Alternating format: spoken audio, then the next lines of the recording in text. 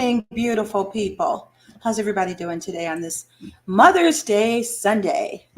Welcome to Intellectual Radio, Voices of Change. My name is Jan, and I'll be your host this evening.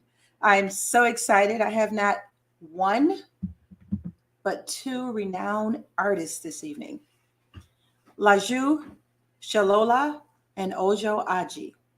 I'm going to talk to them and hopefully show a few pieces of their work and have them talk about it. You guys are going to be, when you see this, oh my gosh, when you see the artwork, you're going to just be in awe and you'll do like I did and say, okay, how can I get this? Today, as we all know, is Mother's Day. In light of Mother's Day, I have a special Mother's Day prayer that I'm going to share right now. And it goes, Lord, on this day in which we honor mothers, may we love and cherish the special women who have borne us, who have nurtured us, and who have prayed for our well-being. May our hearts overflow with gratitude to you who formed and knitted each of us in a mother's womb. We pray you give each mom strength. We ask you to be the daily bread of tired mothers. May each mother find rest in you. Amen. Now, everyone knows who listens to the show that I always start off with a scripture. Today it's from Jeremiah 29:11, one of my favorite. And it says, for I know the plans I have for you, declares the Lord, plans to prosper you and not to harm you, plans to give you hope and a future. I'm going to start out reading the bio of our first guest. Again, we have two, and keep in mind, both of them are calling. I'm going to call this an international show because both of them are calling from different destinations. One is calling from all the way from Canada, and the other one is calling all the way from Lagos, Nigeria. So we're hoping that we don't have connectivity issues, but if we do, we're going to make it work anyway. I'm going to start with Ojo Aji. Ojo is an interdisciplinary artist and scholar bridging theory and practice to share stories of the Afro diaspora experience. Her portrait drawings, personality. Okay, now this thing is acting crazy. Personalize the experience of identity, displacement, and belonging through a detailed study of emotion, tonal values, and materiality. Ojo enhances her artistry with thought essays that educate, inspire, and engage diverse audiences. Ojo Aji is a Nigerian-Canadian artist based in Toronto. Her research-based and socially engaged practice is dedicated to knowledge translation and mobilization via the arts. Informed by post-colonial theory, gender studies, and narrative storytelling. Ojo uses figurative drawing to respond to Afro-diasporic subjectivities, feminist politics, and aesthetic beauty. Recent exhibitions include The Chorus is Speaking at Campbell River Art Gallery in British Columbia, and In the Middle at Malot Institute in Quebec. The drawings in this exhibition responded to the history, politics, and theories of looking and being seen, otherwise known as the gaze, integrating discourse and strategies for self-preservation and mental wellness. She is a member of the Collections Committee for Global Africa and the Diaspora at the Art Gallery of Ontario and an advisory board of Library of Infinities, a digital platform that curates Afro-diasporic cultural knowledge. Ojo holds an MA in Women and Gender Studies from the University of Toronto and is currently working towards a PhD in art history from Concordia University. Ojo's work has been licensed in 2021. The set design team for the Warner Brothers Oprah Winfrey Network show King of Napa licensed 3 enlarged prints from Daughters of Diaspora. Help me welcome this young, engaging, beautiful, talented, gifted, renowned artist, Ojo. Hi. Hello. Oh my God. What an introduction. Thank you. Wow. You're getting your doctorate. I'm impressed. I'm so impressed. And I want anyone who is listening within earshot to send me some comments, say hello to Ojo. Come on, you guys. This lady is phenomenal. I just can't wait to get and for you to look at one of her one of her paintings. Would you call it a painting? Is it a painting? No, there's actually no paint in the recent ones. Some of the older ones I mix acrylic paint, but I actually call them multimedia drawings. Multimedia drawings. Okay, so you're going to have to really Yeah. educate me today because I'm not one to know a whole lot about art. So Okay. this is going to be an education for me, an education for the listening audience, Okay. education for everyone. So thank you so much. We do have a second guest here. I don't know if she's having connectivity issues. I'm going to quickly read her bio and I'm hoping she'll be able to get on. I've talked to her earlier and she was on. She's calling all the way from Lagos, and I'm just hoping that we can get her back on. But I'm going to read her bio anyway. Her name is Laju Sholola. Laju is a contemporary artist that's inspired by the human form and the emotions derived from personal introspections of life experiences. Laju is a visual artist based in Lagos, Nigeria, engaging with themes of visibility, vulnerability, and strength. Laju's art often focuses on the intimate expression moods of women to capture the uncertainties and hope in their journey of self-discovery. Her work seeks to encourage us to learn to embrace our unique journeys and strive for confidence in appreciating our growth and who we are. Laju primarily works on small to large scale canvas and paper using organic materials such as tea leaf extracts, ink, and charcoal to create variations of fluid brown tones on the skins and background of her subjects as a form of mark making to describe the essence and vulnerability of humans. She says, I view each mark as a unique story of impression, a way of creating a textured ground that reflects emotions from different life incidences. This is a shift in her approach, which allows her to intricately reflect her inner journey through her paintings. And I think she's here. Help me welcome all the way from Lagos, Laju. Laju, welcome. Hi, thank you for Did you having guys me hear? on this. I have both of them on here. I'm just so excited. Yes, yes, yes. Okay, we're going to start with the questions. And if for any reason you drop, no worries. Just come back. Just come back. Okay, the first question. I'm just curious. Since both of you live in different places, have you brought your art to the States at all? Good question. I brought my art to the States only once. It was on a trip to New York, and it was part of an event where we were talking about the African gaze. But I've Okay. only done it once. This exhibition is new Okay. for me. Wonderful. What about you, Laju? I'm sorry, what was the question? Have you ever brought your artwork to the States at all? Oh, yes, I have. So this is my second time actually showing in the US. So yeah, I'm excited to bring my work to this new location. And yeah. Wonderful. Wonderful. Okay, you guys, I want you guys to comment and say something. I have some hello for you ladies. So that's Hi. what I want you to do. And I want you to tell everyone you know to get on. Tell them don't be shy, comment, say something to them. Okay, so the first question, I guess I'll go alphabetically. So I'm going to start with Laju. Can you tell us about your artistic background and how it has influenced your current work? Okay. So I'm a self-taught artist, and I've had a natural instinct to create from when I was a child. And I'd say that I remember always creating or, um, you know, drawing cartoons from Nickelodeon or Cartoon Networks, and even attempted creating my own comic book or fashion book. So I've always had that natural instinct to create art, something I've always loved.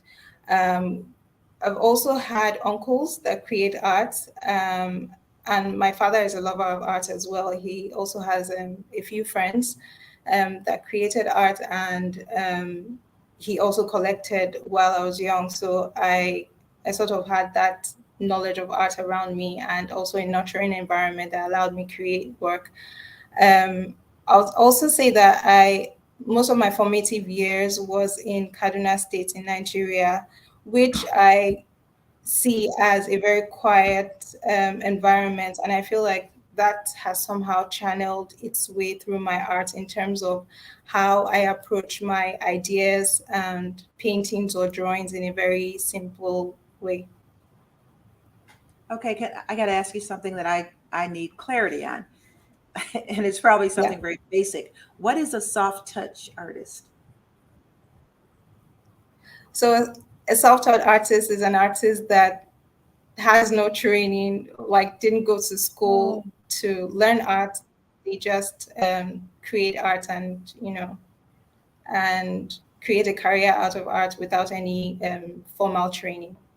Oh, thank Yeah, you. See, I told you this is going to be an education for me because a lot of things I don't know, particularly about yeah. art. So you guys just bear with me. Okay, Ojo, the question's for you. Can you tell us about your artistic background and how it has influenced your current work? yes, I can. Okay. Laju's also just nice. I was just reflecting on Laju's answer because we have so many similarities. So it was really nice to hear from you, Laju, on your background as well. I'm also a self-trained artist, but I also like to think about like the different ways that I learned. I really think of it being more self-directed. So I pursue the things that I find interesting, and so I'm teaching myself, but through maybe YouTube videos, through peers and colleagues, through conversations, through practice, which, now having worked as an art educator, that's what we teach the students. You really just have to practice and grow. But yeah, I was mostly inspired by my life and kind of using my art practice as a way to express myself and to kind of communicate what I was going through in my life, and to work through also different challenges that I was experiencing, particularly around when I would notice like maybe racism and sexism and representation, right? So the art became this opportunity for me to create the images I wanted to see and that I wasn't already seeing in the world. And I just continued to build and grow in that way. I'm really strongly influenced by comics and anime. I grew up with my big brother, showing me all of these things and, getting me into reading manga and reading comic books. I also have a big sister who got me into fashion design, so I also very much into, pattern making and sewing. And that also comes from my mom. My mom also was a tailor when she was in Nigeria. So yeah, I have that same influence of growing up with artistic family members and just being inspired to take control and to create something that was meaningful for me. Wow. That's impressive. You kind of both of you kind of self-taught yourself. Jeez. Okay, how would you describe your artistic style or approach, and what themes or ideas do you explore in your work? Laju. Okay. So some of the themes I often explore in my work are really things on vulnerability, on visibility, and strength. And to further explain that, my work is largely discusses or tells stories about personal navigation of self in any environment they find themselves in. So vulnerability in terms of opening yourself up, allowing yourself to really see who you are as a person, and allowing yourself to develop as a person. Um, and also visibility in terms of wanting to be seen, and in how some of those, like, just allowing yourself to sort of show strength in all of that vulnerability in figuring out who you are. So those are some of the themes I often approach in my work. Very good. Very good. And Ojo, what about you? How would you describe your artistic style or approach, and what themes or ideas do you explore in your work? Okay. My artistic style, largely I'm working in the genre of portraiture, so I'm creating representations of figures. I work on brown paper, and that has become part of my style for the last 10 years and counting. I took that approach because I wanted to start from a brown canvas and think about a space in which Blackness is kind of the norm. So this is my way of kind of speaking to my experience as a Nigerian Canadian. I was born and raised here, often where I was the only Black person in my school, my class, in my environment. But then I would come home and we had this very strong Nigerian community. And in this space, I was no longer the token. I got to just be myself and have that full range of humanity. So that disconnect between, being in one place and being marked as other, and then coming to a place where I feel safe and like I belong, is what influences my practice a lot. So I'm thinking a lot about just that inner world, that inner subjectivity of like what it's like to experience the world from my particular standpoint, my particular experience, while also thinking about how to create representation of an African or a Black person that's not necessarily about that, while also being present at all times. I don't know how to explain it, but like if you, so when I go to Nigeria, for example, and I step off the plane, everybody around me is Black. So Right. It's actually a non-factor anymore, right? But it's present, right? And so we get to still experience it without it being named. So I'm very curious about that. Just a little bit about me. I'm also a really avid reader. I love reading fiction. I read all these stories growing up, and I kind of don't like when they start to describe how the character would look, because sometimes it took away my ability to identify with the emotions or what the character was going through. So yeah, so taking this approach is my way of like putting, Blackness back into these emotional experiences that, these stories don't often get shared in that way. So as we start to talk about some of the more specific pieces, I think it will come through a little bit better, and I'll be able to, point to a really specific example of, how is this a story that, we get to represent the Black female figure in it, while also explaining that this is a story that everyone can relate to. Okay. Excellent. And you may have, I think you kind of have already answered this question. What themes or subjects inspire your artwork? You kind of already answered that, but if you can expand on it more, that'll be fine. If not, it's fine too. Let's hear from you, Laju. All right, let's go first.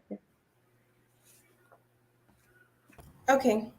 So I think just to touch a little on my artistic style, I didn't really explain that the last time. So my work usually oscillates between figurative, abstract paintings to very simple drawings, and I often like to create or paint feelings, which sort of ties to the abstract nature of my work, and in some way, I my approach is very subtle and often has a melancholic look and tone to it. So some of the themes or ideas that inspire my work are largely personal, introspective moments and the desire for growth and self.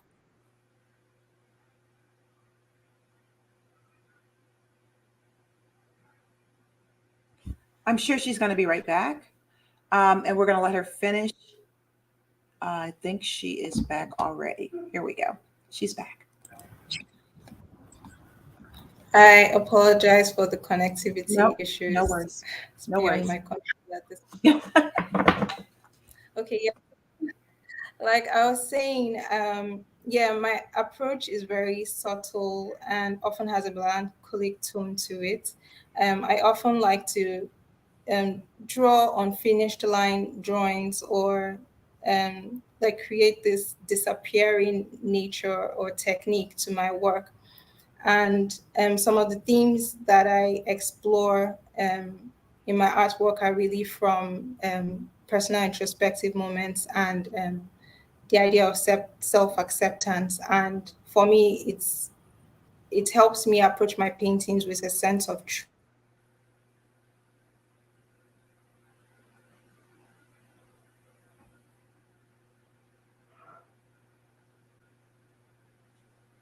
I think she's going to pop back in. I knew it.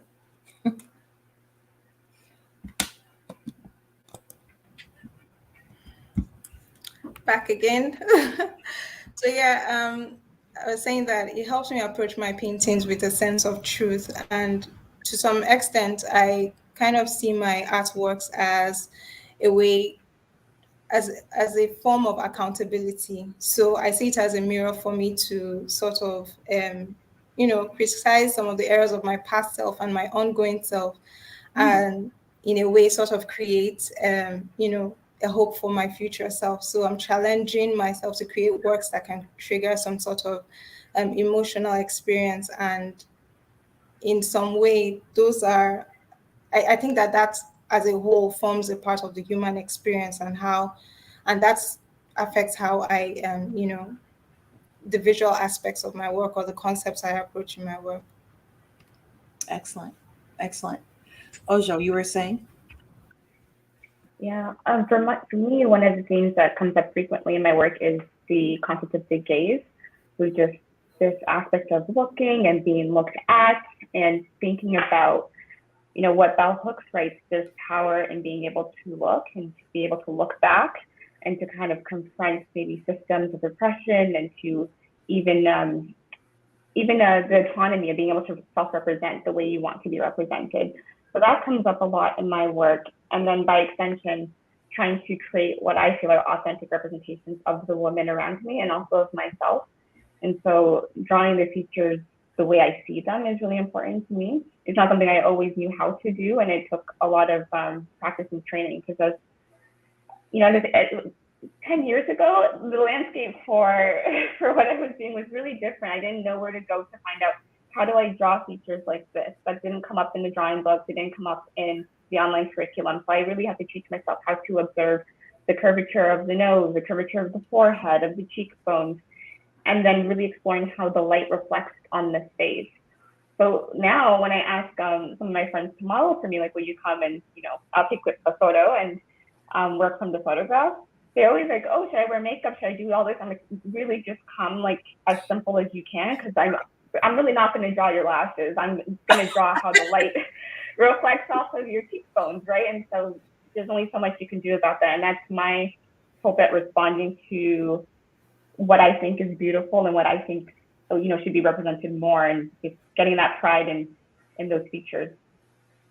I'm going to make an attempt now to try to show, I'm hoping this works, try to show some of your work. Let's see if this works. Okay. Can you guys see that? Oh, you can. Okay. Okay. Laju, Yeah. the first one is yours, and this is your drawing here.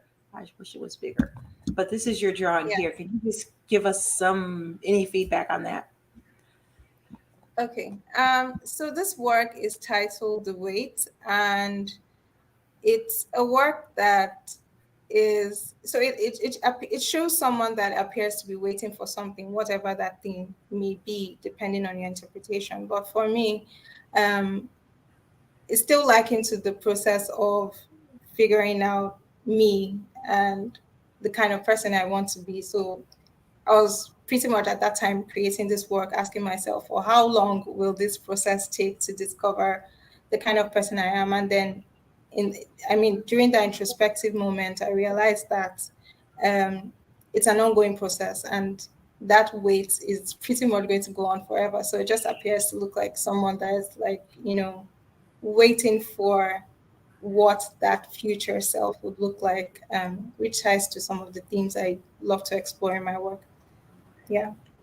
And that's a beautiful piece, and you're absolutely right. You'll be changing and reinventing yourself and changing all the time. So the Yeah. weight will be all the time. That's beautiful. Exactly. Thank you. And the next one, this is it right over here.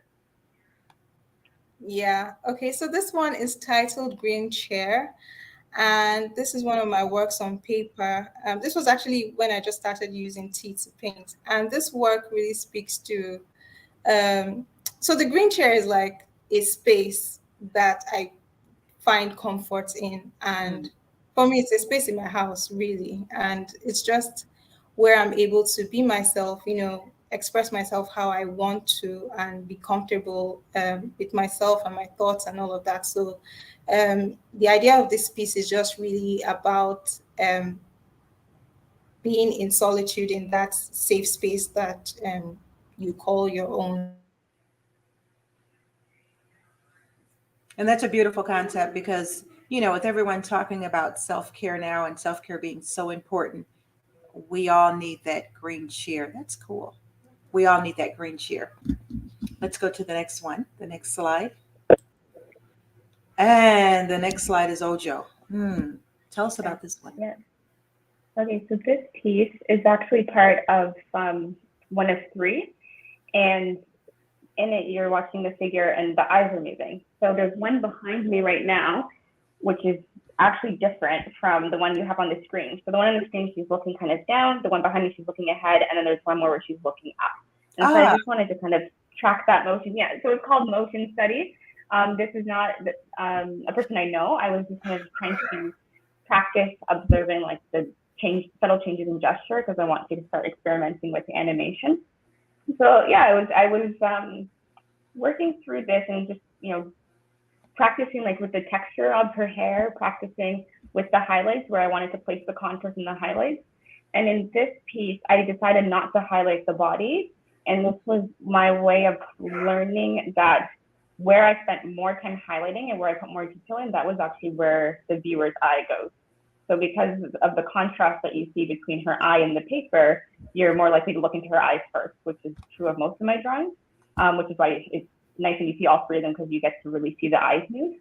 And then the choice to not highlight the body made it kind of recede into the background. And so it's really more about her face and her gaze than it is about her body. And I thought it was also interesting, the detail. I kind of blew it up so I could see it bigger. The detail that you had in her hairline was unbelievable. I mean, even, the detail people can't see it, unfortunately, here because it's not blown up. But she had the detail was just, I was like, wow. Those are my favorite parts. I love going in on the hairline because you can try to gel your edges down, but they'll come back up. They'll come back, right? They're coming back, and I like to capture that because it's just honest, right? It's just a part of that authentic representation. And now finally people are knowing that, and they're literally wearing hairlines that are curled, that is natural to our hair and not gelled down. So I love this. I love that. And the face and the facial expressions. I wish I would have had all three of them to show the contrast. Looking up, looking side, looking down. Okay, let's go to the next one. Yes, this one. So this one is called No is a Complete Sentence. And this is part of a larger series called There is Space for You Here. And in that series, I'm thinking about how saying no is the first step to creating a boundary, which is the step towards creating space for yourself to rest, to recover, to explore, to feel safe. I was about to say space. So I've had previous work that has explored mental health and wellness and just thinking about how interconnected that is, and trying to reframe racism as a health issue has been part of that work. So this series was more around, what am I learning in my own life that's been helping me to feel resilient, to feel empowered. And one of those things I've been learning is, okay, how do I set healthy, protective boundaries? How do I, save my energy for the things that really matter, and then, learn how to put aside things that maybe I don't need to focus on at this moment or at this time, right? So in this image, you're watching the figure turned away from the viewer. So again, I think a lot about the gaze and the relationship with the audience in the work. So in this one, she's just turned away, completely disengaged, and has, it's an act of refusal. But then furthermore, the right side of the canvas is empty because I saw this thing, it was the statement, no is a complete sentence, but you don't need to over-explain why you're saying no. It's okay to just say no, thank you, and just move on. So even learning that I don't always have the answers, and even just having taking time to pause and not needing to fill that gap. So that's what the piece is meant to represent. And then as usual, I get to go in and draw, the curly kinky hairline. I get to draw the braids. I get to draw all the things that make it very obvious that this is a Black woman in the image, and that part I love. And that's a great teaching moment because all of us have to learn, how to say no and how to turn our back and how to utilize our energies towards things that are important. I mean, that's lifelong lessons too. Excellent. Unfortunately, that's all I have as far as your paintings. I got a question for you though. How do you sell these paintings? This is my ignorance. So whoever wants to answer can answer it. That's the hard question. I'm still figuring that stuff out. There's There are a lot of different avenues for selling artwork. One of them is licensing, which you mentioned in my bio. So some of the work I've licensed for use in other contexts. Mm-hmm. But one of them is you sell them through galleries. You can sell them directly to patrons, clients, fans. You can also sell prints. So yeah, that selling piece. That's why we have Golden Hour Collective, because Golden Hour is going to help me figure that out. So these are basically gallery pieces. So the typical everyday person couldn't say, "How do I get this piece?" That's basically what I'm asking. Oh. Yeah, they could. But I just right now for me, like I've been trying to exhibit more so that I can share the work more, and because I have like a limited quantity, then I'm like resistant to selling right now. But in general, yes, like it should be and it will be, but coming soon. If you're interested. Wonderful. They're beautiful. I mean, they're absolutely. Laju, do you have something to add to that? As far as how do you sell your art? Well, like Audra said, through exhibitions, and I mean now through the Our Collective, and also I mean I've had collectors or people reach out to me directly on social media, mostly Instagram. Oh. Sorry. Yeah, so mostly Instagram, and even through my website, I've had people reach out also directly, send me emails, and they let me know which ones they're interested in, and then we just have that discussion and make the sale. So I'm very accessible, pretty much, and then as well as the exhibition opportunities as well. Okay, so Ojo was telling us that painting behind her is one of her paintings. It was part of a set. Is the painting behind you, is that one of yours also? Yeah, it is. Oh. And what's the name of that one? It's actually untitled. I have issues titling my work. I don't know what to call this one. But okay. It's sold anyway, so I don't have to think about that anymore. Okay. Well, good. It's very unique. It's gorgeous. Okay. We'll go back to the questions. Let's start with Ojo. Can you walk us through your creative process, particularly with the ones I'm wondering about the ones with the eyes. I think that's kind of cool. The ones the set of three. Just walk us briefly through your creative process. Yeah. So I typically work from photographic images. Ones I take myself or ones I source online. Sometimes I mix them in different ways. And I work on the paper. My materials include pencils, pencil crayons, markers, and pens. Previously, I also used to use acrylic paint. And yeah, I work in layers. So I build first the outline sketch of the figure, so the contour of their face, their eyes, the placement, and all of that. And then I start to color it and start to add layers from the lightest shade to the darkest shade. And then once I'm satisfied with that, then I start to add in the highlights. And I keep building it until I start to feel like there's more texture and there's more details. And it's hard knowing when to stop sometimes. But yeah, I keep working until I'm happy with the piece. Okay. Yeah. Laju, same question. Can you walk us through the process of your creative process of one of your pieces? Sure. So oftentimes I actually write out my ideas before I start painting. So long before I begin the sketch, I've already have like notepad on my phone, so many ideas that I want to express, and then I start off from there. So once I have those ideas, I sort of source for references online. So references that sort of explain or help me explain the ideas I have in mind, maybe postures or facial expressions and all of that, and sort of project myself into those found images I find online. So once I have those, I like listening to music when I create. I'm in 90s. I love 90s music. I love jazz music, R&B, slow music. Yeah, I can go on and on. But yeah, I set the mood with music.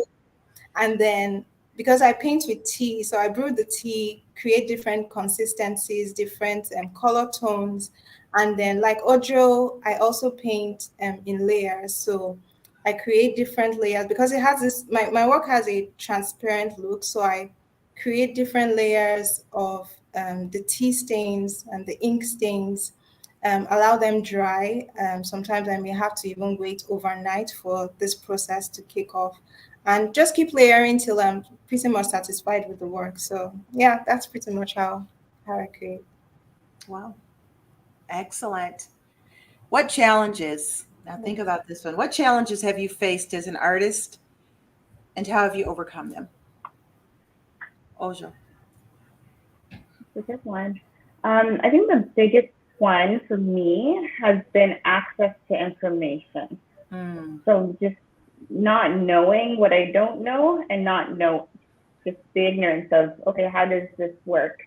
Which is why I've had to teach myself a lot of things and why I talk to people and why I work in the arts. It's been my way of learning more from what are the industry standards, where can I go to source this kind of space or source this kind of material or learn this type of technique.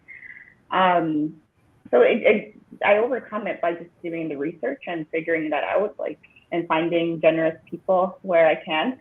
Um, but it's still a challenge, and I have a lot of information now, and I keep thinking about how would I share this with other artists, and you know what is maybe universal and what's specific to my context. Still figuring that stuff out as well. well, thank you. Laju. Yeah, for me, one of the biggest challenges I had, which I've been able to overcome, thankfully, it's still an ongoing process regardless, but one thing was really identifying my artistic voice. At some point, I felt like I was all over the place and just couldn't identify what it is I wanted to put out there. And over time, I just learned to, pause and ask myself the question, why are you doing this like this? Just really asking a lot of whys. And in that process, it allowed me to, create a structure that I could follow, at least something that could allow me create meaningful art. So I've just allowed myself make mistakes. I'm still making the mistakes as I go along and still learning in the process. And yeah, I think that this artistic voice will keep developing over time, still learning about my materials. I'm still learning about the surfaces I use. I'm still interested in new things as well. So yeah, it's an ongoing process. Thank you. Do you guys have a mentor? Do you have, is the art world, do they share information freely? Anybody can answer that. I'm just wondering. I don't know. Well, I don't know. It depends. Not everybody shares too much information because I don't know for whatever reason, but I wouldn't say I have a mentor, but I have people that I look up to that I can reach out to um, directly if I have any issues. I mean, Ojo has even been helpful to me in my art career too. There are times where I get stuck, and when I see somebody doing something similar to what I'm interested in, I just thank God for social media. I really just reach out to the person, explain what's going on, and just hear from them. And you'll be amazed how many people actually share the same feelings with you, and then you just gradually build your network of people that you can discuss or bounce ideas off and stuff like that. Okay. Yeah, I don't have much to add.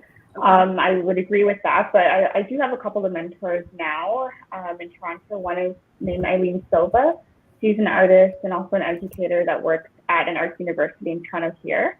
And I met her through a residency that I did for feminist art a few years back.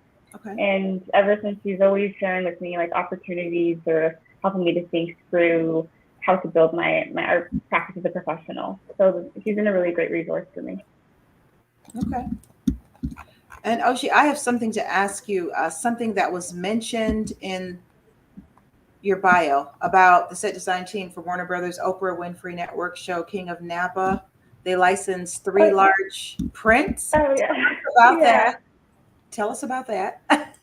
Yeah, so I got an email from, I I don't know if I would call her a set designer. I don't know exactly her role. Like I don't know the particulars of it, but she reached out and said that she was working on behalf of the Oprah Winfrey Network and Warner Brothers for a new show, and they wanted to license and rent some of my artwork for for the set. So it's the show Kings and Apple. I don't know if you've seen it, but it follows this wealthy Black family in California that opens up their vineyard, and they are, Yes.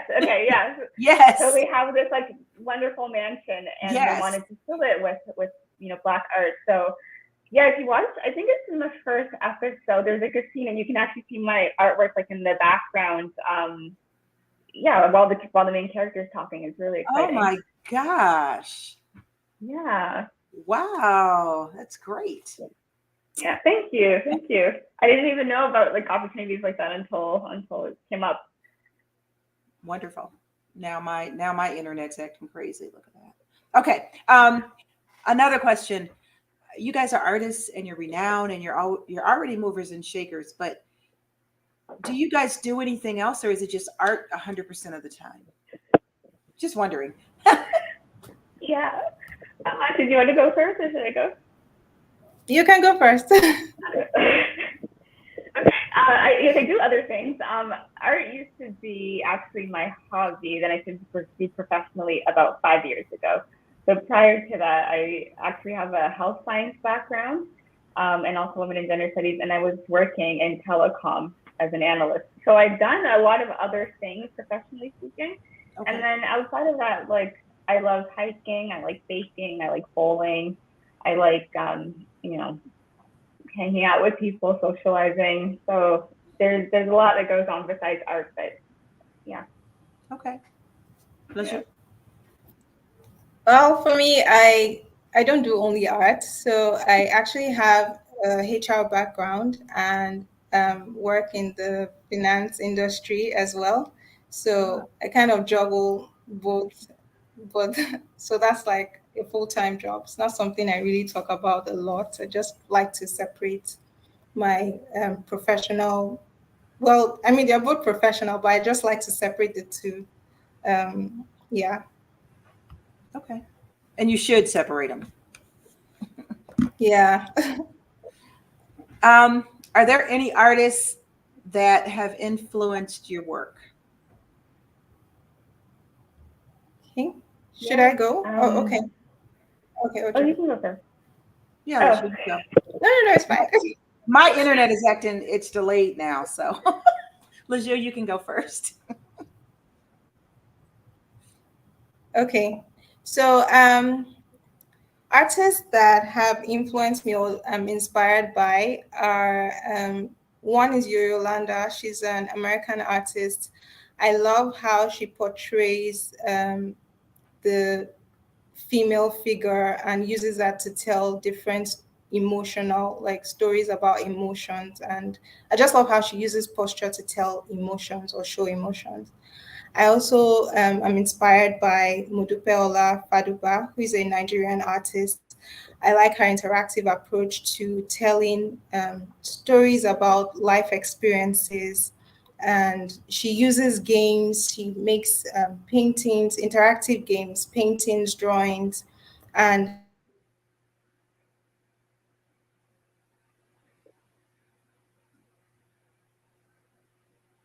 It looks like she froze up. Should we wait? You can go, Aju. Answer the same question. Any artists that influenced your work? Okay. Yeah, one of my biggest influences, I would say, is Ruby Onyinyeche Amante. Right now, because her work, she's also a Nigerian artist, Nigerian British American, and she does use like large scale drawings where she has these figures kind of floating in space. And well, first when I saw her work, I was really curious about that. I thought, oh, why doesn't she have a set? Because in my head, I thought as an artist, I thought I needed to develop, or the next stage of my development would be drawing furniture, drawing the rest of the room, like drawing the full sets and giving people a really clear picture where the environment is, much like the other artists that I'm inspired by, like Tonino Giodatula, for example. But then to look at Ruby's work and to see the figures kind of floating throughout space made me think that, oh, you don't need to have a background. You can kind of play with the concept of space visually. And so that inspired me to start thinking more about what is the negative space in my drawing actually doing beyond just being negative space? Like, is that part of the story? Which is how I got to the No is a complete sentence drawing. Oh, excellent. Yeah. I think she's back just in time for the next question. You're back right on Oh, time. great. The question, and you can start. How has the pandemic impacted your creativity and artistic output? Or did it impact it? I think the pandemic was a really defining moment for me because it allowed me to really experiment. I created a lot of works during that time, and in my process of experimenting, I discovered tea, using tea to paint. And for me, I'm very attracted to like distressed appearances, the texture, the colors, and I try to mimic that in my work, which is why I actually linked to tea in the first place. So, and I kind of link this to the beauties of imperfection in terms of the fluidity of the medium and the unpredictable nature of the medium. You can never really tell how the patterns are going to form and what they look like at the end. And I liken that to some of the themes I explore in my work in terms of transformation, fragility, and even the idea of nowness. Because when you look at even the use of tea or how tea ceremonies are used in different cultures, they sort of speak to the idea of nowness and being present and all of that. So the pandemic really helped me identify that medium, and I'm really glad to keep using it and learning about it. Good. What about you, Oja? For me, the pandemic, I stopped overthinking my work as much because my work really has become sort of an extension of my research practice, and sometimes I can get a little bit in my head, and I was a little slowed down, but with everything kind of being shut down, I had more time to create, and then I also needed it more because it is a therapeutic practice for me. So I stopped thinking, but I just kind of got into drawing and just enjoying the pattern aspect again, the textures, like building pattern, building texture, building something beautiful, and not thinking too much about, and it needs to represent these three symbols, or it needs to have these three historical cues. So that I got a little bit more freedom, I think, in my creative practice. Boy, it sounds like it benefited both of you, actually, the pandemic. I imagine it would, yeah. Geez, time.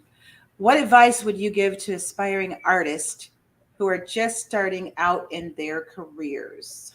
We'll start with Laju. Okay. I think I'll tell them to give themselves time to bloom. Um, in the start of your career, that's the time to actually really try out a lot of things and make a lot of mistakes, and use the opportunity to really reach out to people that you are inspired by, at least the ones that are accessible. Reach out to them, learn from them, and just really allow yourself make mistakes. And there's no rush. I mean, there's this thought of my time will soon pass if I don't do it now. So I think I'll just tell them to, wait out, trust the process. Yeah. Trust the process. That's what they always trust the process. It's good. Ojo. Yeah. Yeah, I just want to think of it as an extension of Laju's advice around like not feeling like you have to rush and not feeling like you have to, get it all done like super fast. Because I thought I had to, and I started to pursue full time, and to witness how hard artists are working and to still see that it takes years and years to really develop, first of all, your own style, your own voice, then also to develop the relationships and the networks, and then also to have these exhibition opportunities, these interview opportunities. It truly does take years, and it's really important to have a balance so that you don't burn out. So just thinking about how to incorporate health and wellness into your artistic practice is like one of the things as artists that we can do. We can get so like intense and focused on a piece we're working on that 4, 5, 6 hours go by and you haven't moved your body to take a break to stretch out your upper back, right? Or you haven't move to, eat something, right? Or like, so those things are not good for us in the long run. So I've had to think more about how to incorporate wellness into my routine. And it's something that I would just, like young artists to think about as well. It's good. And lastly, I can't believe our time is almost up. Lastly, what project do you have coming up that we should keep an eye out for? And I know you mentioned social media, but how can people get in contact with you, or how can people reach you? Let's start with Laju.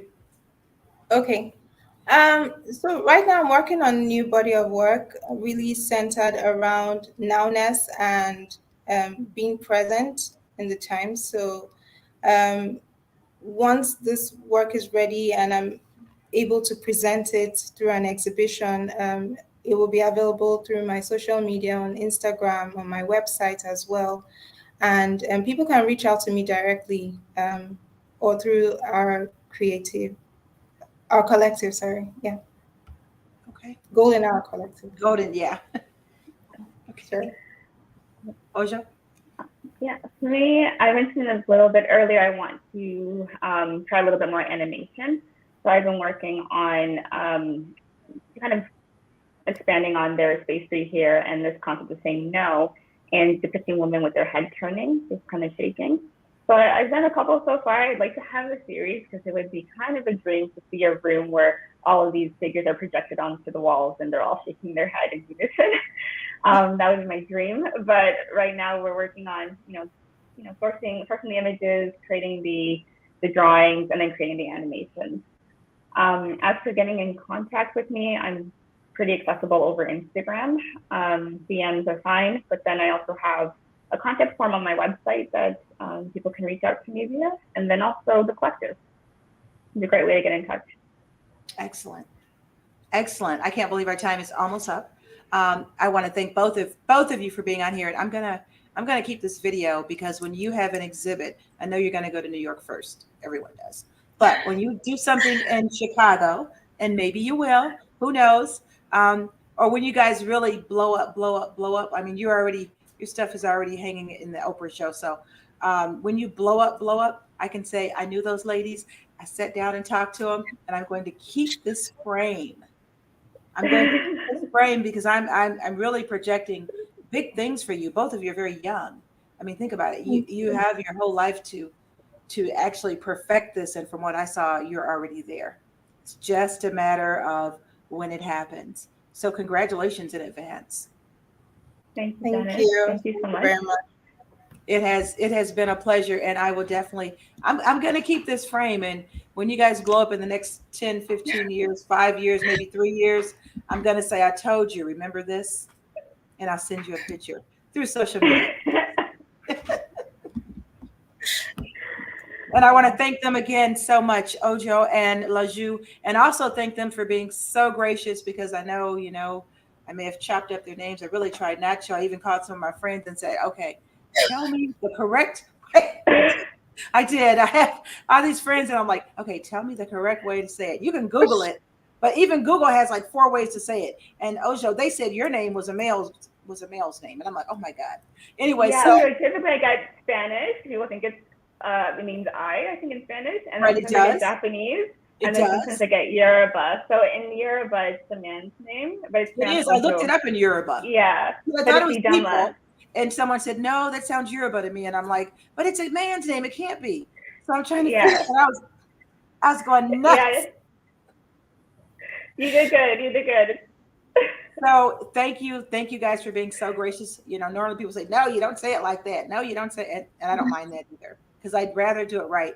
But I tried to call around and I tried to figure out, and it's still, but so I will definitely remember you guys. And when you guys blow up, don't forget me. I know it'll be hard because you're going to have to talk to whoever is managing you to be on little shows, but you got to come back to say, you know what? We were talking about it. It was a dream. And now I got the moving heads and I got all my tea things and I'm doing all this. So I wish you only the best. Thank you so much Thank for you being so on much. Voices of Change. Thank you. Thank you. And I want to thank V too for the connection. These ladies were wonderful. Oh my gosh. Thank you. We'll be back Thanks, next week at 6 p.m. on Intellectual Voices of Change. I want you to tune in. I got to have a special guest for you. It won't be as special as these guests. Oops. I don't hope the person don't hear it. But anyway, so I will see you all next week. Have a good week and be blessed. Bye, you guys. Take care. Bye.